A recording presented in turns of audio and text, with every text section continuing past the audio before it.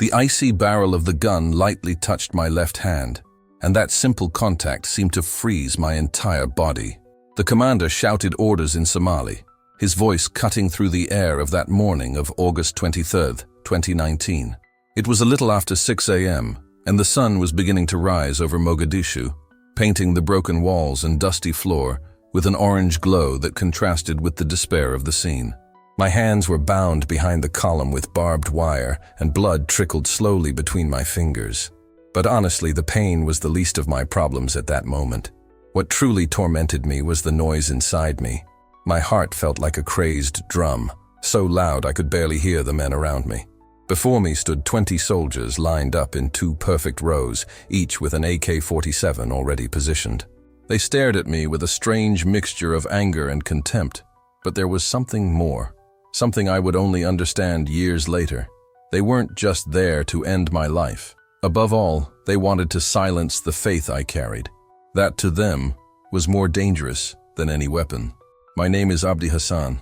I am 37 years old, but that day I felt as if I had lived for centuries.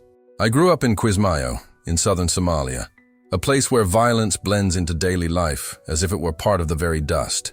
In my childhood, the nights were accompanied by the sound of gunfire, and the days were marked by weeping mothers and streets emptied by the force of fear. I grew up believing that life was just like that, hard, cruel, relentless. For a long time, I also followed that path. I carried within me a distorted view of God. For me, He was only judgment, punishment, and demands. Mercy was weakness, love was a risk, and compassion was something that could cost dearly. I never imagined that God would come to meet me in such an improbable way. On a January night in 2014, an Ethiopian man named Samuel appeared in our neighborhood selling fabrics. What no one knew was that, among those colorful cloths, he hid small copies of the New Testament in Somali. That's how the seed of faith began to germinate within me. Little did I know that this small book would change everything. 5 years after that encounter, there I was, bound, condemned, with 20 guns pointed at my chest. The commander raised his hand, preparing the final gesture that would begin the execution. I closed my eyes. I had no beautiful words, no long prayer. Only one name escaped my lips, almost like a sigh: Jesus. That was all I had. The last offering of someone who believed their life was about to end. But the instant I spoke that name, something completely unexpected happened inside me. A profound peace, something I had never felt before, began to spread through my body, like fresh water flowing through dry land. The commander lowered his hand, and at that exact moment, the bang came. All 20 guns fired together, and the noise was so powerful it seemed as if the sky itself was collapsing. The smoke rose quickly, dense, burning my eyes and filling the air with the smell of gunpowder. The earthen floor trembled, and the echo of the shots hit the destroyed walls of the old market, creating an almost supernatural sound. It's strange to think about it now, but at that instant, at the exact moment when everything should have ended, something completely different began. I felt the heat of the gunfire whizzing by so close it burned the air around me. I heard the whizzing of bullets cutting through the wind like invisible swarms.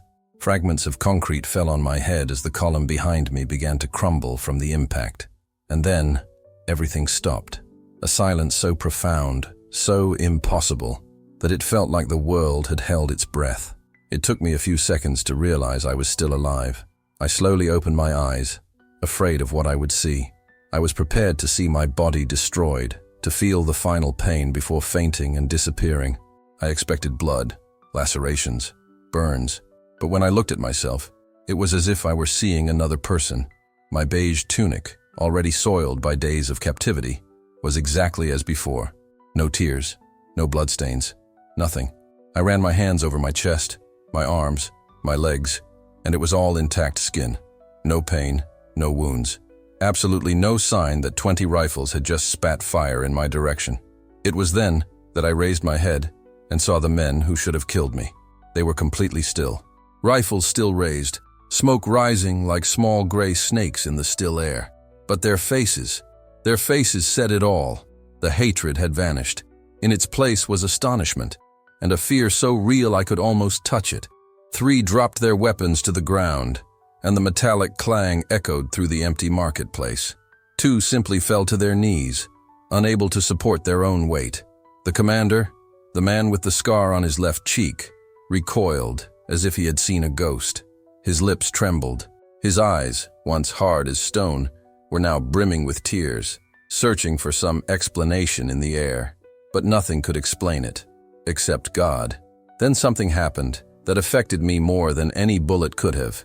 A young man, he couldn't have been more than 23, dropped his rifle and ran toward me. He threw himself to his knees in front of me, clutching the edges of my robe as if I were his only chance of survival. He wept shamelessly, sobbing loudly. "Who protected you?" he shouted in Somali. "Who holds up the bullets in midair? What kind of God is that?" I couldn't answer immediately. The tears simply began to fall, because I knew in that instant that it hadn't been chance, nor a malfunction, nor luck. That scene, that impossible silence, was God, the living God, the present God, God intervening. I felt hands touching my wrists, and I realized someone was cutting the barbed wire. When it snapped, I could barely move my hands. The circulation felt like needle pricks returning. I took a step forward, but my legs gave way after so many hours trapped in that position. Before I fell, arms caught me. I raised my head, still trying to catch my breath, and saw that they were 5 of the executioners. 5 men who had just tried to take my life. Now they surrounded me, not as enemies, but as broken people, transformed, desperate for something they didn't understand, but knew they were unable to deny. "Teach us," one of them murmured almost voicelessly. "Teach us about this God who keeps you alive even in the face of death." And there, in that place that should have been my tomb, I realized that God had done more than save me. He had entered that scene of death and transformed it into an improvised altar. The smoke from the gunshots still lingered in the air. The sun rose slowly, illuminating each astonished face, and I felt, deeply, that that moment would change everything, not only for me, but for those men as well. It was as if God were saying, "I not only gave you life, I am giving life through you." All of that forever redefined how I understood God's purpose. He not only freed me from death, He placed me exactly where He wanted me to be. In that place of execution, where life normally ended, God erected for me the first pulpit of my life. But in truth, the story didn't begin there. It began much earlier, 37 years before, inside a small, rusty tin shack in Quismayo, where I was born as the 5th child of a family that lived on what little they could get. My father, Abdi Hassan, worked whenever there was any work available at the port, carrying heavy sacks of rice as if they were trying to crush his shoulders. My mother, Faduma, earned what she needed washing clothes in the river, fighting for space and coins with dozens of other women who struggled for the same opportunity. Scarcity was the air we breathed. Misery was part of the landscape. I grew up believing that life was simply about surviving another day, and that was all. Hunger was so constant that over time, it ceased to be pain and became routine. The armed groups that patrolled the streets were like unpredictable storms. You didn't know when they would come, but you knew they would come. When I was 12 years old, I witnessed my first public execution in the central square. It was etched into my memory like a brand, a cruel reminder that there, life was worth less than a piece of stale bread. No matter how hard I tried to accept this reality, there was a restlessness inside me, something I couldn't suppress. At night, I would lie looking at the stars and asking myself, if God exists, why doesn't He do anything? Why does He let everything be so cruel? This question haunted me until I was 25, when I worked as a mechanic's assistant in a makeshift workshop, one of those places where cars destroyed by explosions got a second chance. One warm night while walking home, I saw an old man sitting under an acacia tree. He had a small oil lamp and was focused on something he was holding in his hands. I approached slowly and asked, "What are you reading, old man?" He lifted his face, and I will never forget the gleam in his eyes. It wasn't the gleam of someone powerful, but the gleam of someone who has found peace. "I'm reading about someone who loved the world enough to give their own life for it," he replied with a slight Ethiopian accent. I don't know why, but I sat down next to him. There was something in his voice that sounded like water to someone dying of thirst. "We spent hours there, 3, maybe more, and he told me about Jesus as if he were telling me a living, real, intimate story. He spoke of a God who walked among the dust, who touched those no one wanted to touch, who ate with those the world despised, who offered forgiveness to the worst, and who faced the most shameful death to prove that no one is beyond the reach of that love. As Samuel, that was his name, spoke, something inside me began to crumble. It was as if all the walls I had built around my heart, brick by brick, began to break down. For the first time in my life, I truly cried. Not that silent, sad cry you try to hide, but a deep cry, one that comes from a buried place within my soul. Would he love me too? I asked, my voice breaking. Me, who has nothing, who did so many wrong things just to survive. Samuel then took my hands, calloused hands meeting calloused hands, and what he said next changed everything. "Son," said Samuel in that calm voice that seemed to carry centuries of wisdom, "Jesus didn't come for those who think they don't need anything. He came for the broken, the forgotten, those who have no more strength. He came for people like you and like me." Those words pierced my defenses like a well-aimed arrow. Right there, beneath that acacia tree, with the flickering light of the lamp swaying in the wind, I surrendered my life to Christ. There were no beautiful speeches, no deep understanding of the Bible. I could barely read. All I did was speak to God simply, almost timidly. If the Lord truly exists, if the Lord truly loves me as this man says, then find me, fill me. I am empty. And he found me. Without noise, without a show, just a silent, profound presence that began to occupy the space where fear, guilt, and despair had once lived. In the following months, Samuel became more than a spiritual mentor. He became a father I didn't know I needed. Because our faith had to remain hidden, we constantly changed locations to avoid raising suspicion. He taught me to read using the New Testament as if it were my only literacy book. Each verse became a portal to a completely different kind of life than the one I knew, a world where forgiveness was stronger than retaliation, where love was both weapon and shield, and where hope was a flame that not even violence could extinguish. I began to share what I had learned, slowly, almost whispering. First I spoke to my younger brother, Yusuf, who ended up giving his life to Christ soon after. Then it was a cousin, and then a co-worker. Each new faith was a spark ignited in an environment that could kill us for it. Still, the sparks kept appearing. In a short time, there were 7 of us. 7 clandestine Christians meeting in an abandoned warehouse, always in secret, always alert to footsteps outside. On those nights, we prayed quietly so as not to be heard, but our souls sang loudly. The peace we felt there was so real that for a few moments, we forgot the constant danger that surrounded us. After 8 months, Samuel's health worsened and he had to return to Ethiopia. But before leaving, he placed his hands on my shoulders and said something I'll never forget. "Abdi, God has called you to shepherd those who live in the shadows. Your church will have no walls. Its pulpit will be the suffering of your people, and your reward will be to see the light enter where no one believes it can." These words became my guiding light. During the day, I continued working in the workshop.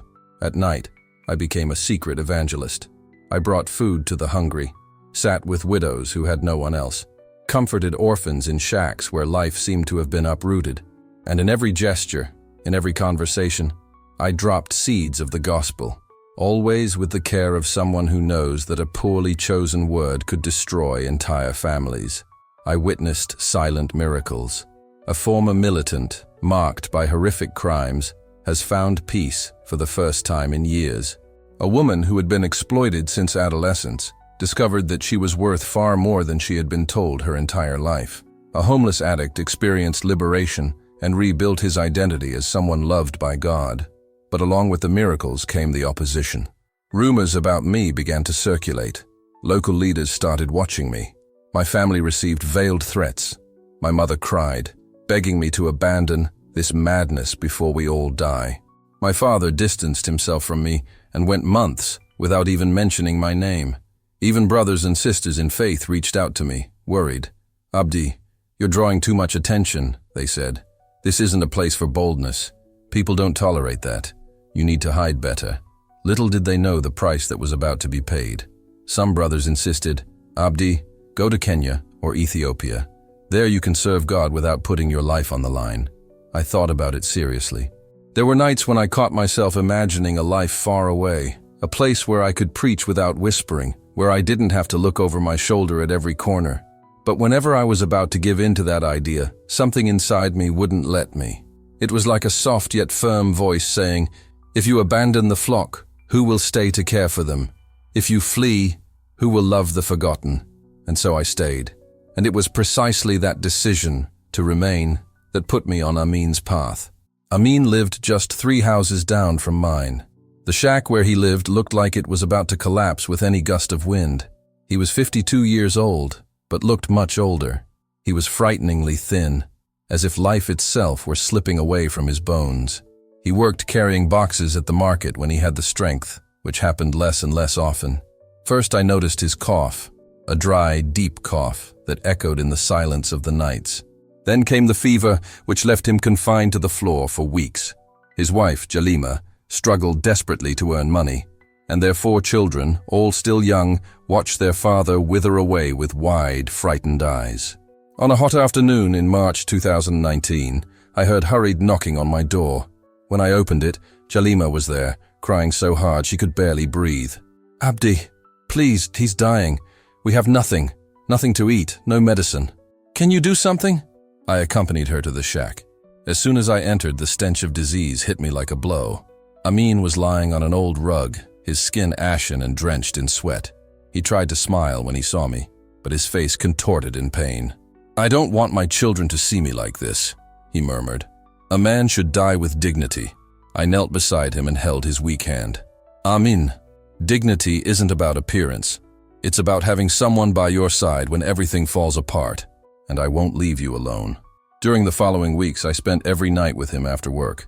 I brought him soup made by my mother, bought simple medicines with the little money I had, changed his diapers, cleaned his skin, tended to his wounds. But above all, I stayed. I sat beside him and talked. I told him about my day, spoke of simple things, read passages that brought me hope, without mentioning where they came from. And it was on one of those nights, while I was cooling his burning forehead with a damp cloth, that he grabbed my wrist with a strength I didn't even know he still possessed. "Abdi, why are you doing this for me? Everyone avoids me. Even my children are afraid to come near me. They say my illness is punishment. They say God has abandoned me. Why don't you abandon me too?" His eyes were filled with confusion and pain, and I knew I could no longer hide the truth. Someone had taught me that true love doesn't run from the suffering of others. It runs towards it. "It's because someone loved me when I also felt unworthy," I replied. He swallowed hard. "Who taught you that?" I took a deep breath. After everything God had done for me, how could I refuse? "His name is Jesus," she said, without drama, without a speech. "And he changed everything in my life." I was prepared to be rejected. I expected Amin to distance himself from me, to insult me, to throw me out of there. I'd seen it happen before. But instead, he closed his eyes, and a single tear rolled down his thin cheek. "Tell me more about him," she whispered. "Tell me about this Jesus who makes you so different." And so began some of the most precious weeks of my life. I didn't bring long explanations, or rehearsed speeches, or theological arguments that I myself barely understood. I simply shared with Amin what had transformed my heart. The story of a God who became man, who experienced pain, hunger, exhaustion, rejection, abandonment, betrayal, and even death, all to reach people who thought they were worthless. Amin absorbed every word like a man drinking the last drops of water in the desert. Even weak, his eyes shone when we had our nightly conversations. He asked profound questions, reflected at length on each sentence, and little by little, something began to change in him. First in spirit, then in body. The cough that had been rattling his ribs subsided. The fever that had been consuming him from the inside began to disappear. Gradually, the grayish skin regained its color. He even started swallowing better, and gained a little weight.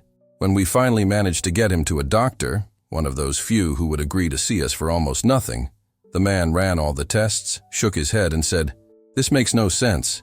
He should have died already. There's no explanation." But we knew. Amin and I knew.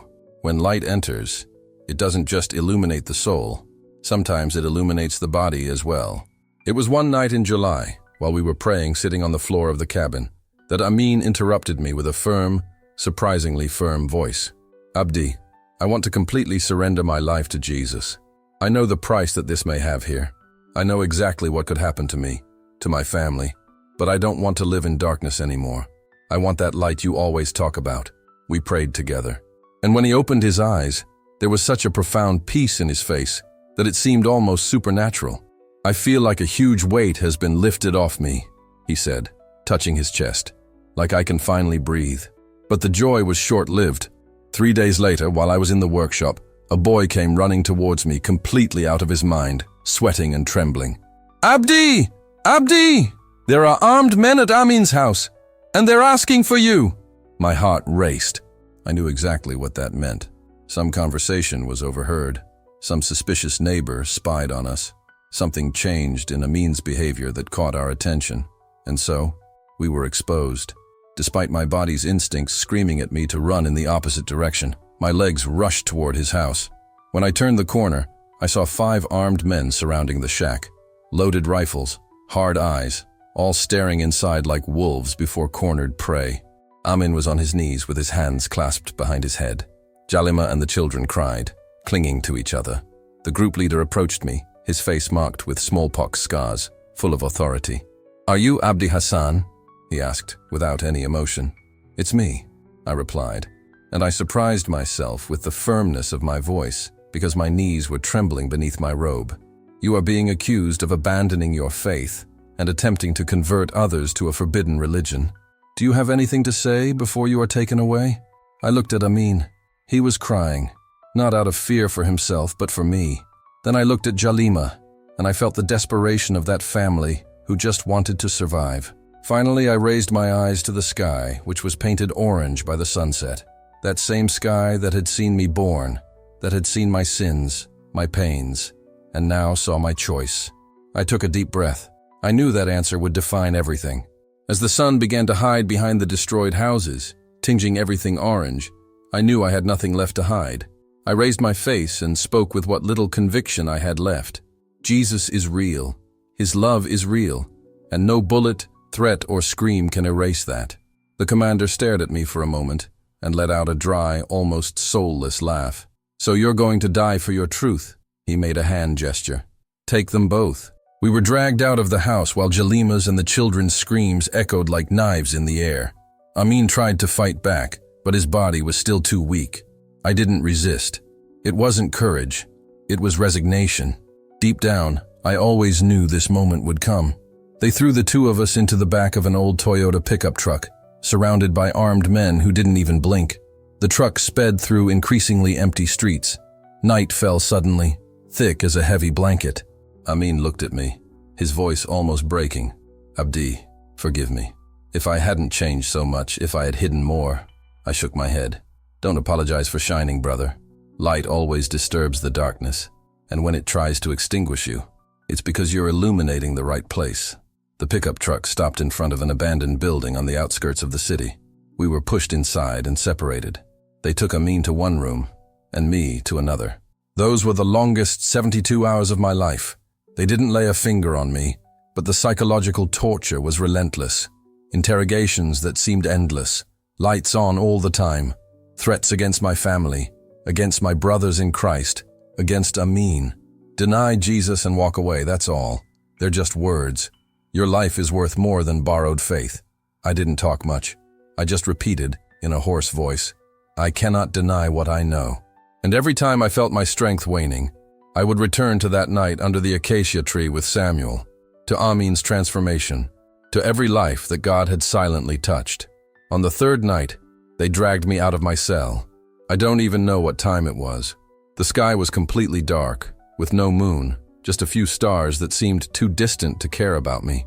They tied my hands with barbed wire. I felt the tip piercing my skin, the blood trickling slowly down. The commander, the same one with the scar on his cheek, approached. This is your last chance. Deny Jesus now and you go home. Continue with this stubbornness, and you will not see the sun rise.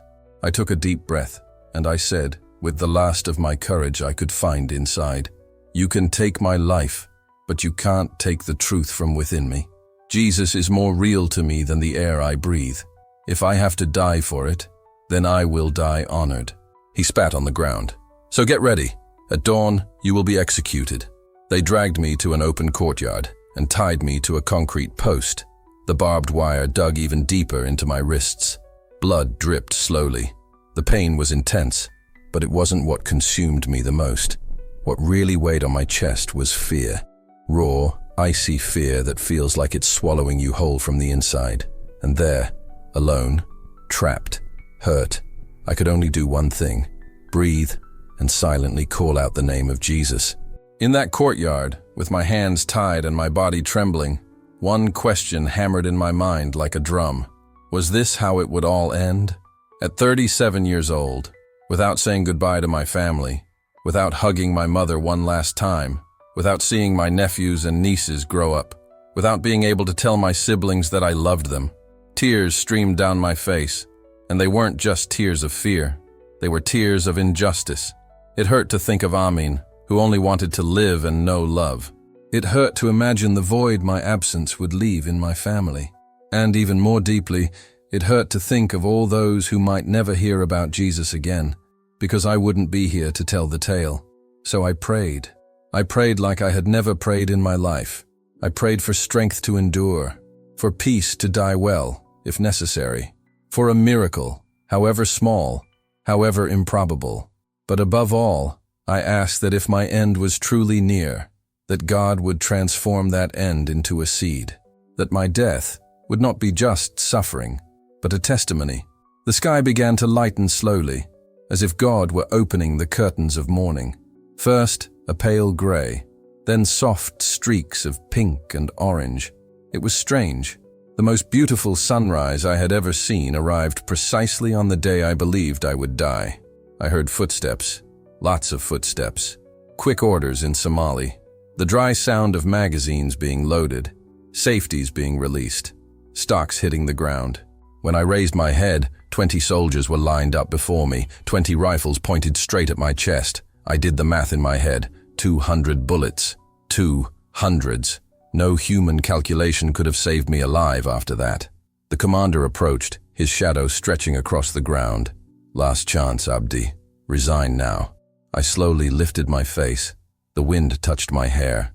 I heard a bird singing in the distance, as if completely ignoring the gravity of that moment. And there, in that strange peace, I found the words, "I won't deny it. And when those bullets leave, I want you to know that I die loving the God you despise. And that love is stronger than any weapon you could ever hold." The commander took a step back, raised his hand. The signal. I closed my eyes. Jesus, be with me. But before I tell you what happened when they pulled the triggers, let me take a few steps back, because to understand the miracle, you have to understand the complete darkness that came before.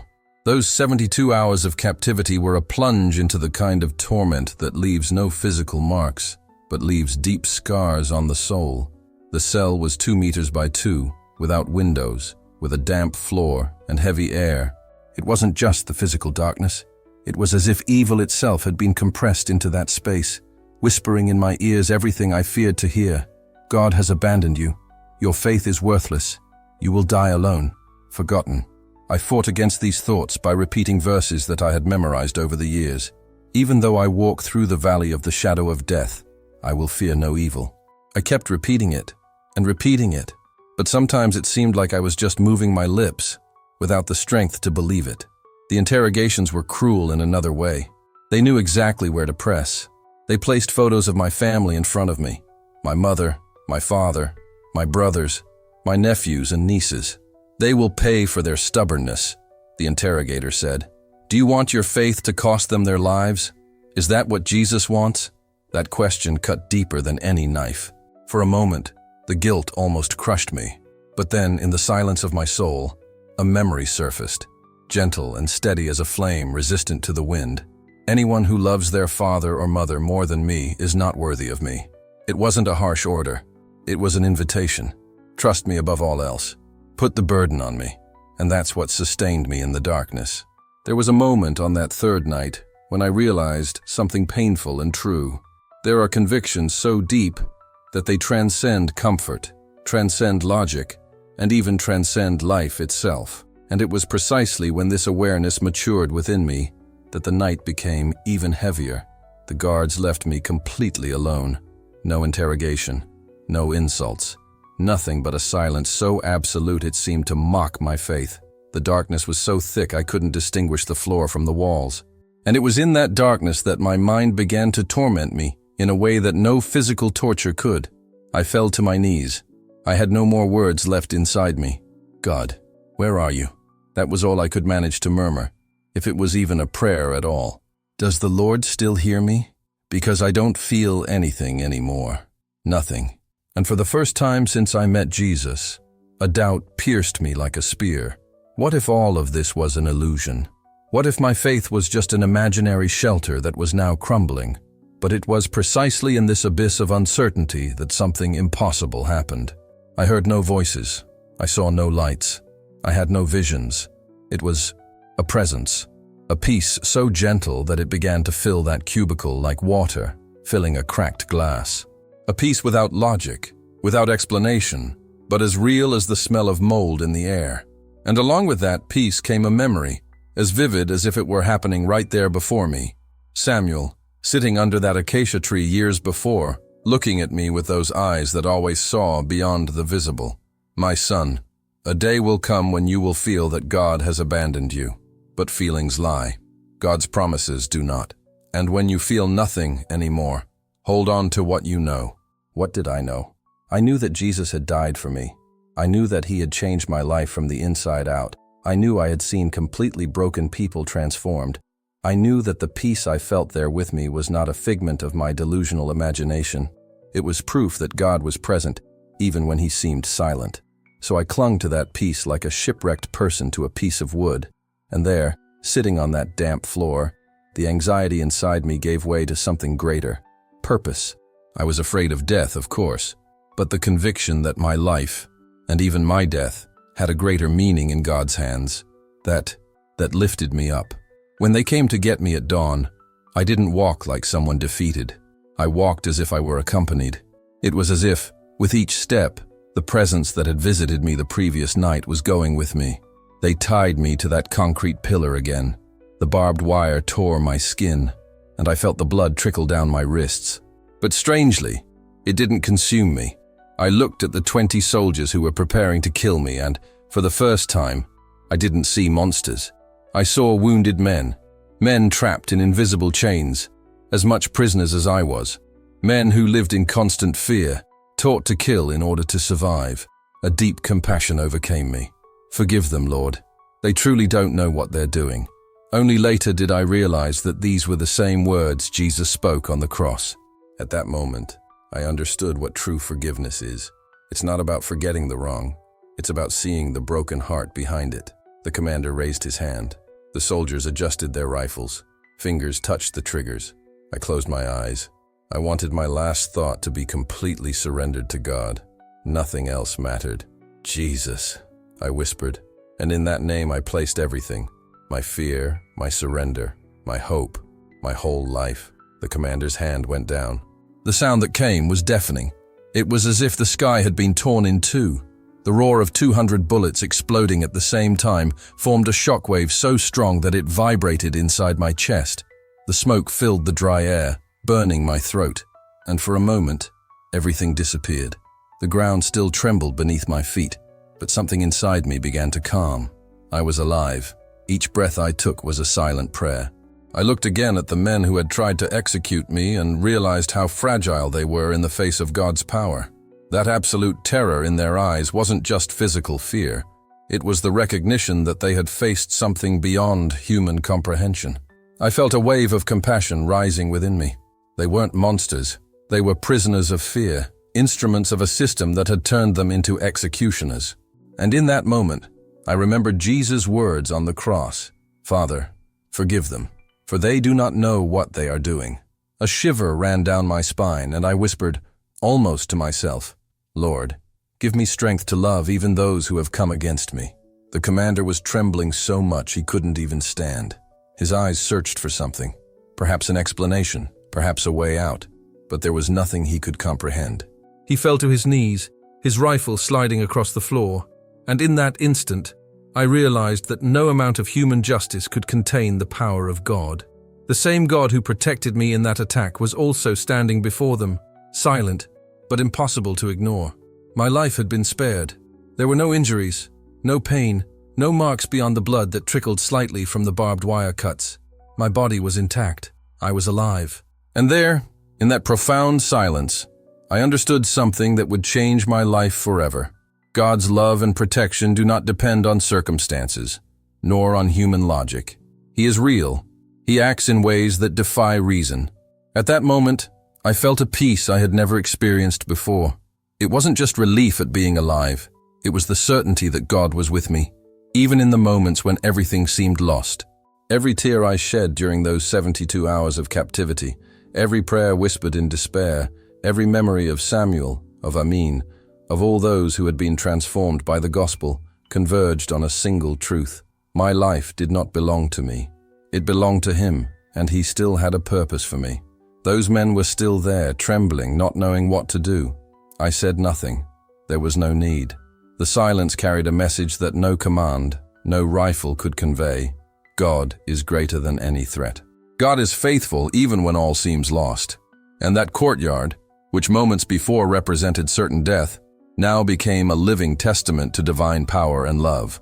I stood up, supported by the barbed wire that still bound me, and realized that my faith, forged in pain and loss, was not just a belief. It was armor, a light capable of piercing any darkness. And there, in that moment, I understood that my life would never be the same. My testimony did not end with my near-death experience.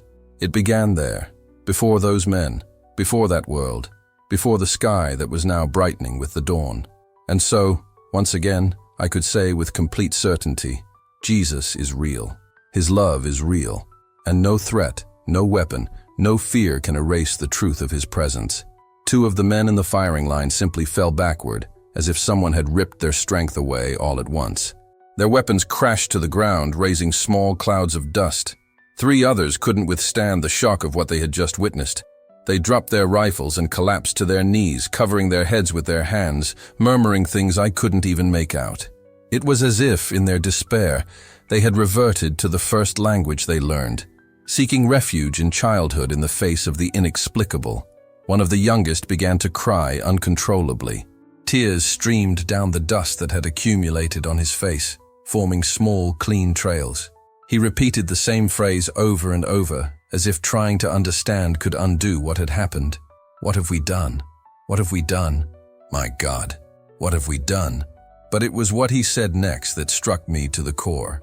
A man with a thick beard, perhaps in his 30s, hardened by years of violence, dropped his rifle and ran toward me. He tripped over his own feet, fell, got up again, and kept running until he reached the pillar where I was still pinned. And then, in front of everyone, he knelt on the ground, completely overcome, his face bathed in tears. "Who are you?" he shouted, almost voiceless. "Who are you, whom no bullet can touch? What kind of God is this who protects you like this?" I took a deep breath and looked around. For the first time since the shooting stopped, my eyes truly registered what was around me. The concrete pillar to which I had been tied was shattered. Bullet holes pierced it from all sides. There were missing pieces, fragments scattered across the ground. Even without understanding calculations, anyone could see that I must have been riddled with dozens of bullets. The walls of the surrounding building told the same story. Complete destruction. Bullet marks everywhere, broken bricks, whole chunks torn away. It was as if the courtyard had been engulfed by a hurricane of metal. And there I was, standing, unharmed. It made no sense. There was no logical, mathematical, physical, or human explanation. If 20 rifles fired in my direction, and I was tied to a pillar less than 30 centimeters high, there was nowhere to run. There was no safe angle. There was no small miracle there. It was impossible to be alive. Unless I raised my eyes to the sky, which now shone with the full light of morning, and in that instant, I needed no further proof. I simply knew. In such a profound, certain, and absolute way that even today, when I close my eyes, I feel the same certainty. Someone stood between me and the bullets. Someone who couldn't be seen, but was more real than the air itself. Someone that no rifle in this world could pierce. "Let him go!" someone shouted. I don't even know who it was. The courtyard became a chaotic mix of footsteps, sobs, and trembling voices. I felt nervous hands trying to cut the barbed wire that bound my wrists. When they finally managed to free me, the pain came like fire. The blood returning to its circulation felt like a swarm of needles piercing my flesh. My legs wouldn't obey me. I would have collapsed if it weren't for several hands, the same ones that had previously held weapons against me, now gently supporting me. They slowly lowered me to the ground, as if I were made of glass. Someone placed a bottle of water to my lips. Another pressed a clean cloth against my bleeding wrists. They were around me, but they were no longer enemies. They were broken men, confused, terrified by what they had just witnessed. The commander, the same one who had given the order to execute me, finally managed to speak. His voice no longer had the harshness I had heard before. It was the voice of a man whose soul had just been shaken to its very foundations. And he asked, "What? What happened here?" He approached slowly, as if any sudden movement could shatter the reality I was still trying to process. The man who, just minutes before, had ordered my execution now knelt before me, his eyes brimming with disbelief. "We shot," he said, his voice choked with emotion. 200 bullets, maybe more. I saw the column crumble, the walls fall apart, but you're still here without a scratch, without a mark. How? Tears began to stream down my face, but they weren't tears of fear or pain. They were tears of wonder, of profound gratitude, and of recognizing that something greater than myself had just been revealed. With a hoarse voice, I could only manage to say, "It wasn't my power. It was the God I serve, the God who stops bullets, transforms executions into testimonies, and loves even those who try to destroy his children." The young man who had run toward me, still trembling, raised his hands to the sky. "I want to know this God," he murmured. "Teach me. I want to know him." Gradually others joined him. 3, 5, 10. Men who minutes before had been my executioners now knelt in the dust, begging to learn about the God they had just witnessed in action. The commander remained standing, his eyes fixed, trying to comprehend the impossible. "This is witchcraft," he murmured. "Black magic cannot come from God. God does not protect heretics." I took a deep breath and, with a clarity that came from something greater than myself, looked directly into his eyes. "Brother, you just witnessed 200 bullets being fired. How many times have you seen magic that protects instead of destroying? This isn't witchcraft, it's mercy. God not only saved me, he prevented you from being an accomplice to a death that was under his divine protection." The commander recoiled, as if my words had physical weight. His face went through a sequence of emotions, confusion, fear, doubt, until finally settling on what seemed to have awakened long ago, genuine curiosity. "If your God is so powerful," he said slowly, "why does he allow others of his people to die? I have killed many who cried out to Jesus and were not protected like you. Why are you different?" He smiled, knowing it was a fair question. "I am not special. God does not love my life more than that of any other martyr who died for his name. But every death, every miracle, every testimony has a purpose in God's greater plan. Some are seeds that fall to the ground, others are called to live so that the world may see his power and love. I was called to live so that you might see that God is real, that his power has no limits, and that his love reaches even those who persecute his children." One of the men who had fallen to his knees finally spoke. He was an older man, perhaps 50 years old, with scars that told stories of violence he didn't want to remember. In my arms, I carried the death of 17 people, he confessed, almost whispering. Men, women, even 2 children. Their faces haunt me every night. Every time I close my eyes, I see them. Would your God forgive someone like me, a monster with innocent blood on my hands? I knelt before him, ignoring the burning pain in my wrists. I took those hands he considered monstrous and held them tightly.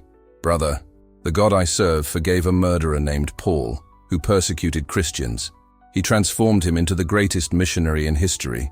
He also forgave a thief crucified next to Jesus, promising him paradise that very day. There is no sin so great, no stain so dark, no monster so terrible that he cannot forgive. All God asks is a truly repentant heart. His body began to tremble intensely. I want forgiveness, he groaned through tears. I want peace. I've lived in torment for years. I want those faces to stop haunting me. I want to sleep without nightmares. I want to be more than just a murderer. In those hours, something extraordinary happened. The courtyard that minutes before had been the scene of an execution was transformed into an improvised sanctuary. 17 of the 20 men who had tried to kill me surrendered their hearts to Christ. I shared the gospel in the simplest way I could.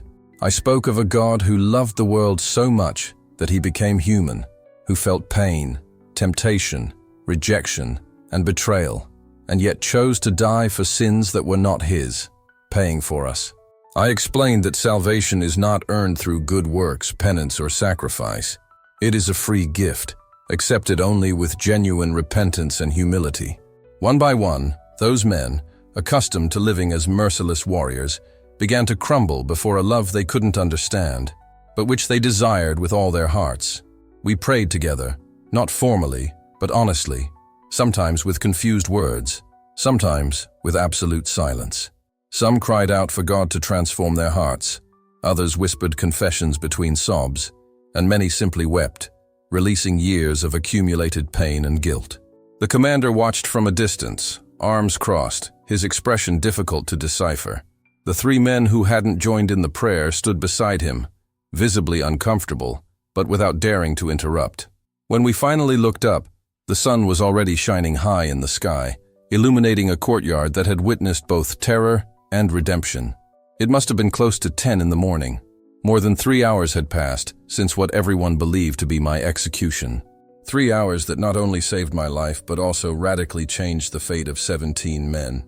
And now? Asked the young man who ran first to me in that moment of terror. What do we do now? We can't simply return to our posts as if nothing happened, but we also can't disappear. They would hunt us down and punish us. His concern was legitimate. When faith becomes political persecution, every decision carries enormous risks. I sat with them in a circle in the dusty courtyard and said, "Brothers and sisters, true faith does not make us naive in the face of danger. Jesus sent us out as sheep among wolves and asked us for prudence and simplicity. Some of you may be open in your new faith. Others will need to be discreet, protecting your lives as you grow spiritually. There is no single right way to act." We spent hours discussing practical strategies, how to form small secret study groups, how to protect each other, how to identify other believers hidden in the community, and how to access Bibles and resources without raising suspicion. Each idea was carefully considered, because now every step could be a matter of life or death. Then I remembered something crucial. Amen. "Where is my brother who was captured with me? What did they do to him?" I asked. The commander, who had remained silent until then, finally replied, "He is alive, in a cell in the main building. We haven't interrogated him yet. We were waiting to finish with you first." "I need to see him," I said, standing up. "I need to know if he's all right." The commander studied me for a moment, his expression heavy with caution, but also with something different, as if something inside him had changed. "I'll take you to him," he said finally. "But afterwards, we need to talk. There are things you need to understand about how we got here." He led me through the abandoned building to a section that served as a temporary prison. There was Amin, sitting on the floor, leaning against the wall. When his eyes saw me, they widened in shock. "Adi," he gasped. "I heard the gunshots. I thought you were dead." He couldn't finish the sentence. He began to cry silently. I knelt before him and embraced him. "I'm alive, brother. God protected me in a way none of us could have imagined. 200 bullets, and none hit me. Amen." Amin took a step back, looking me up and down, searching for any sign of injury. When he realized I was telling the truth, the transformation on his face was immediate. Confusion, astonishment, and finally, profound reverence. "Then it's true," he whispered, his voice choked with emotion. "Everything you taught me, everything we read together." His eyes shone with newfound certainty. "The scriptures are completely true. God is real, Amin. Every promise, Every word, everything is real, more real than anything we can touch. I said this with the conviction of someone who had just escaped the clutches of death. He just shook his head, still trying to process everything. Amin was released that same afternoon.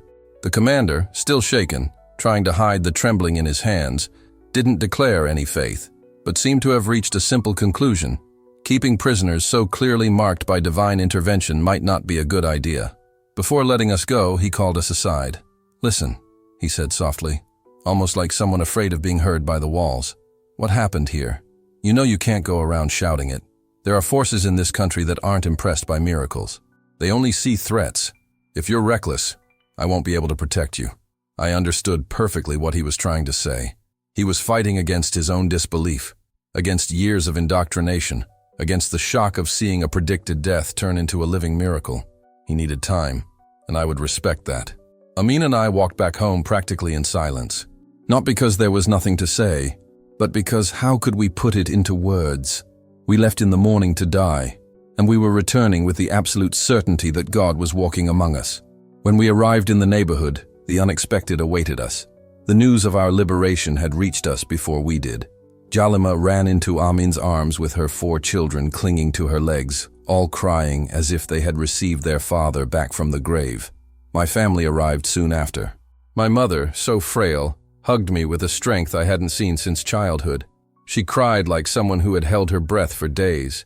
"They said you had been executed, that there was no chance at all. How are you still here?" "Because God wasn't finished with me, Mom," I replied without needing to think. The weeks that followed were a whirlwind. I didn't tell the story publicly. I heeded the warning. But when God does something so extraordinary, it's impossible to stop people from talking. The 17 men who were converted in that courtyard began to share it discreetly with close family members. Those family members told others. And suddenly, people from distant neighborhoods were showing up at my door with the most unlikely questions. "Is it true that you survived 200 bullets? Is it true that the soldiers knelt down? Is it true that God still performs miracles like that?" Our small group of 7 believers grew to 20 in a matter of 2 weeks, then 40. In 2 months, we were 80. And it wasn't through advertising, pamphlets, or large meetings. It was the natural result of transformed lives. People who previously mocked faith came to me with tears in their eyes, begging for prayer, desperate for something real. And God continued to act. A woman who had struggled with infertility for 15 years became pregnant after a single, simple prayer. A man with a terminal infection, who doctors had given up hope for, rose from his bed completely healed. An alcoholic, known throughout the neighborhood, who had lost everything, quit drinking the instant we prayed for him. He never touched a drop again. Faith was spreading like wildfire through dry straw, but a fire that didn't destroy. It transformed. One of the men who surrendered to Christ that day, the oldest of them, the one who confessed to taking 17 lives, ended up becoming one of the most impactful evangelists I've ever known. It was incredible to watch him speak. There were no embellishments, no attempts to make himself seem better than he was. He simply told the truth, raw and redeeming. "I spent years spreading death," he told small groups gathered in hidden houses. "But in my darkest hour, the God of life found me and offered me something I could never repay, forgiveness." And people listened. How they listened. Because his transformation was so visible, so radical, so different from the man everyone knew, that no one could doubt that something supernatural had happened to him. Even the commander, the one who had raised his hand to signal my execution, began to appear from afar, always somewhat hidden. He said nothing, didn't sing, didn't pray. He simply listened with the look of someone struggling internally. He observed lives changing, stories being restored, people finding peace, and he didn't know what to do with it all. 3 months after my failed execution, he called me for a private conversation. We went to a large acacia tree, similar to the one where I had learned so many lessons from Samuel. It was as if God were writing a perfect cycle. "I'll be direct," he said, looking at the floor. "I've seen things I can't explain. People you've known for years who never changed, suddenly change. Peace where before there was only anger. And I can't get that day out of my head." He sighed deeply, like someone carrying a weary weight. "Abdi, I've executed many men, many, but I've never seen anything like that. Never." I looked at him calmly. "And what does all this mean to you?" He took a few seconds to speak. When he did speak, his voice was hoarse. "It means I've spent my whole life on the wrong side. That I served a system that uses God's name as a weapon. That I killed men who may have been closer to the truth than I ever was." He swallowed hard. "And I don't know if someone like me can be forgiven." I placed my hand on his shoulder. "Rashid, if God forgave a persecutor of Christians named Saul, if he forgave that old man who took 17 lives and today preaches the gospel, why would you be the exception? The blood of Christ doesn't choose favorites. It washes everything away. Everything." That night, right under that acacia tree illuminated by the crescent moon, the commander, no longer a commander, but simply Rashid, fell to his knees in the dust and wept like a tired child. He confessed to violence, guilt, memories that haunted him at night. He confessed the names of people he himself had condemned. And when we prayed together, I saw his face, hardened by so many years of war, soften in an almost impossible way. It was as if someone had erased the weight of decades in a few minutes. When we stood up, he took a deep breath and said, "My name is Rashid, and now I know. God didn't just save you that day. He saved me too, from myself." From that moment on, Rashid became an unexpected and absolutely essential ally. He couldn't openly declare himself a Christian without causing a political earthquake, but he also could no longer pretend to be the same man he had been before. In secret, he began to protect us. He would warn us when investigations were approaching. He would alert us when soldiers were searching neighborhoods. He would divert attention, erase clues, and help threatened families. He was like an undercover agent of the kingdom of God within the very machine that was trying to destroy us. Meanwhile, the Christian community was growing steadily. In 6 months, we were more than 200 people, 200 lives saved, 200 living testimonies that God is still at work, 200 lights shining in a place where darkness has always reigned. What God began in that execution yard, no one has been able to stop since.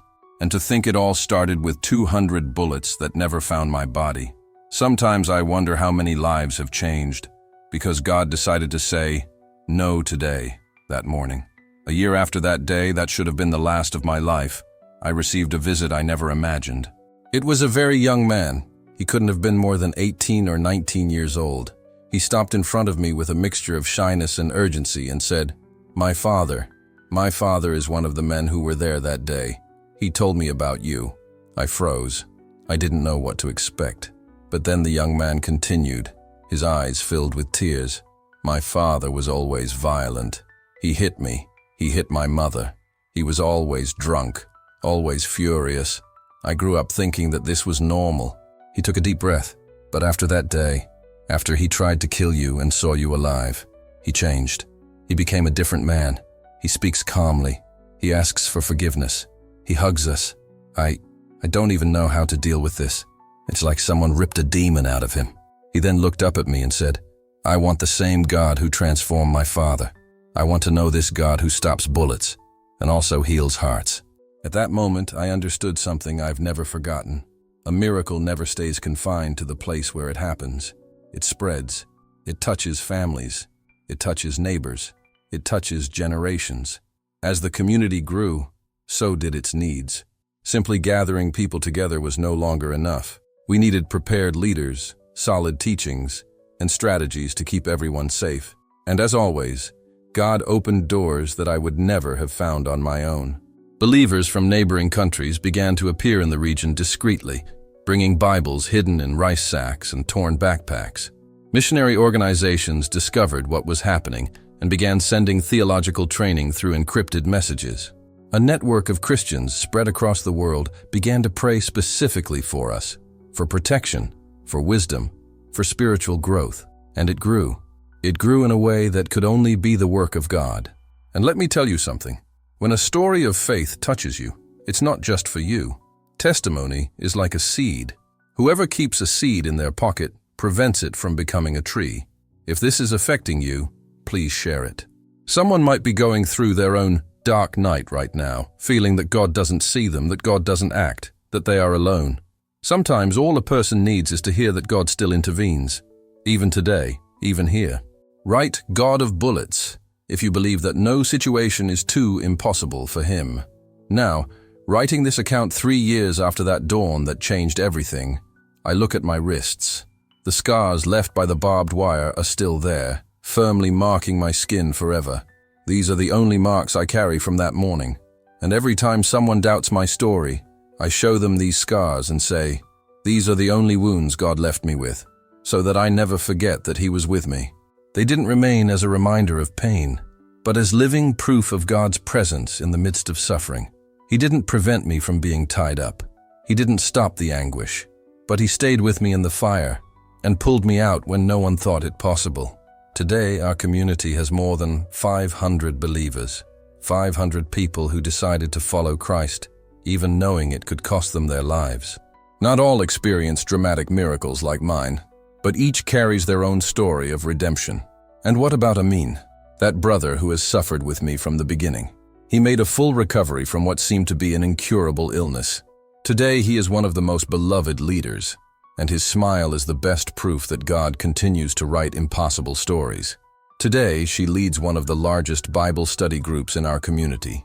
Her story of healing, both physical and spiritual, attracts people from all over the city, seeking answers to their own pains and illnesses. During my own illness, I learned something that changed my outlook on life. There is something worse than dying physically. It is dying spiritually. And there is something more valuable than any healing of the body, the restoration of the soul. God has granted me both, but if I had to choose, I would choose the healing of the spirit every day.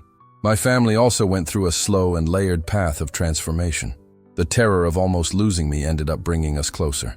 My mother began secretly attending our meetings, curious about this God who saved me. My father, on the other hand, took months to get closer. He struggled with the cultural pressure and the shame of having a son who had changed his faith. Even without converting, he began to talk to me, to listen attentively, and to look at me with something that bordered on cautious respect. He recently told me something that deeply moved me.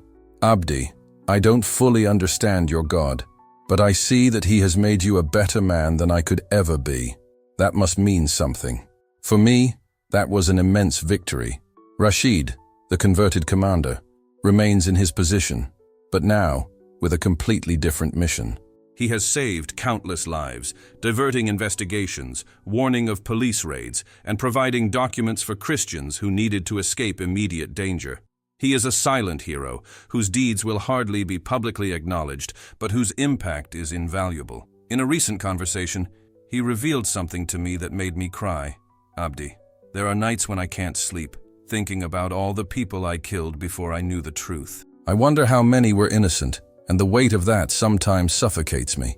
I replied, Brother, the past cannot be changed, but the future is not yet written. Every life you save now is an act of redemption. It doesn't erase the past, but it shows that God can transform even our darkest experiences into a greater purpose.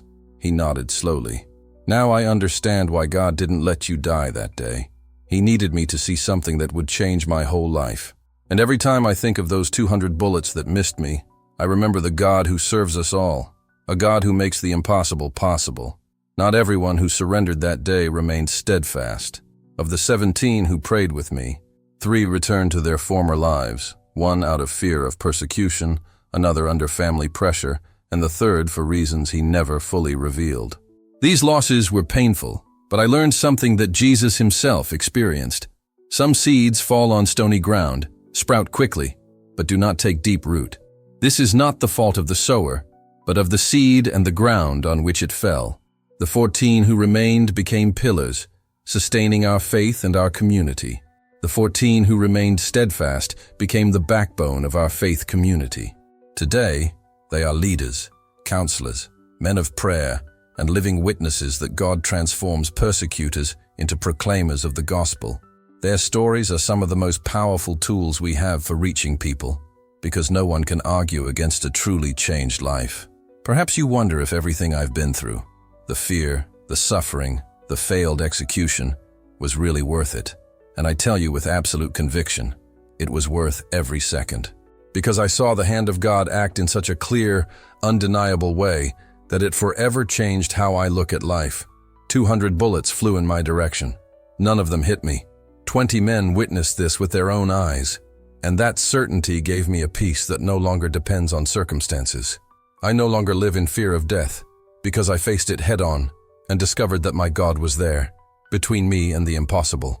I no longer fear what men can do, because I know that my life belongs to the one who has all power in heaven and on earth. If this testimony is touching your heart, share it with someone who needs to remember or discover that God still performs miracles.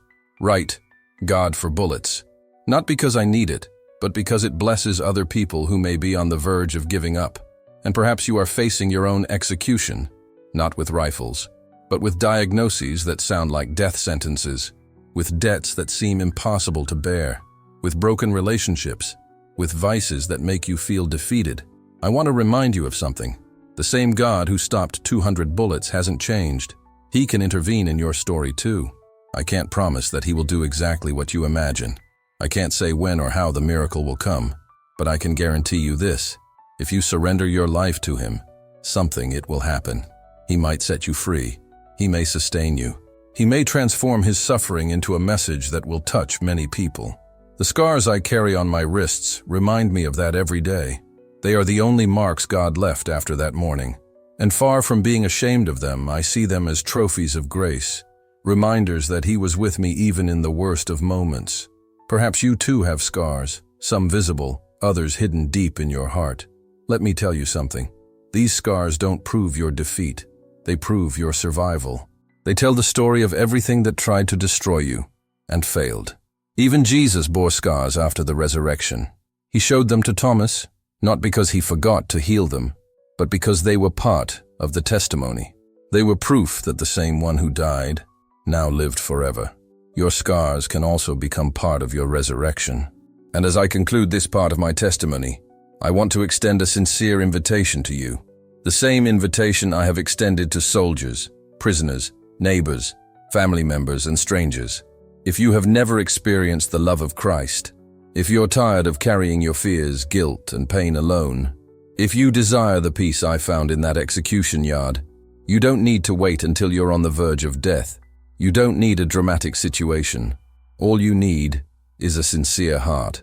If you want to surrender your life to Christ, if you want to experience the forgiveness, peace, and purpose that only He can give, so pray with me now. If today, while you were listening to all this, something stirred within you, then make this prayer your own prayer. Even if simple, even if a little shaky. Jesus, I don't understand everything about you. I don't understand how miracles work, nor can I explain what I heard here. But something in my heart tells me that this is real. And if you are the God who goes into the line of fire for us, then I want to know you. I admit that I lived far away, that I made wrong choices, that I carried guilt and wounds for too long. Please, forgive me. Come into my life. Change what I cannot change alone, and place within me that peace that so many say they have found. Amen. If you prayed this sincerely, even timidly, something has already begun within you. You may not realize it immediately, but a door has opened between you and God. And He always answers those who truly seek Him. If this testimony touched your heart, share it with someone who is fighting their own struggle. Sometimes, a single word is what stops someone from giving up. Write in the comments, which country are you listening from? And what is your biggest challenge today, so that we can pray together as a family? And remember this with all your heart. You know it's the bullets that tried to bring you down. You know these are the injuries he received. You know it's the scars she carries. You are a son, you are a daughter of the God who catches bullets in midair if necessary. This identity changes absolutely everything. From Somalia with scars on my wrists, but with peace overflowing in my soul, I leave here my testimony. The true story of how 200 bullets missed their target, but God's love struck me in the deepest part of my heart. May the Lord bless you. May He protect you. May He awaken within you the same impossible peace that I found when I faced the impossible. Amen.